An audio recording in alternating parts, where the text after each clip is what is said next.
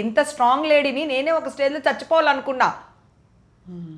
నాకు ఒక భయం. ఒకటి అమ్మ చేపట్టుకొని నువ్వు ఏదైనా ఉంటే నేనున్నాము, ఈషా ఉంది, నీ ఫ్యామిలీ ఉంది, సో జాగ్రత్త అని అమ్మ 2-3 సార్లు ఫోన్లో వార్నింగ్ ఇచ్చింది నాకు.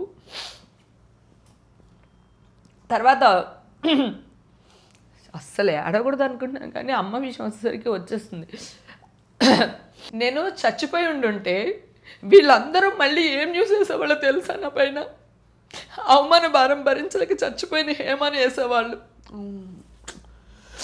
ఆ రోజు కూడా ఇట్స్ ఓకేరా, అప్పుడు కూడా నా మీద నేను నా శవం మీద కూడా ఏరుకునే వాళ్ళు కదా వీళ్ళు.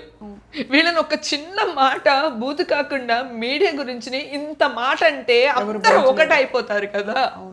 సో మేమేంటి, మాకు ఫ్యామిలీ లేవా? రేపు నా ఈషా గారికి మ్యాచెస్ వస్తే ఏమండి మొన్నే కదా ఆవిడ ఈ కేసులో వచ్చారు కదా అని నా కూతురు లైఫ్ పాడైపోతుంది కదరా.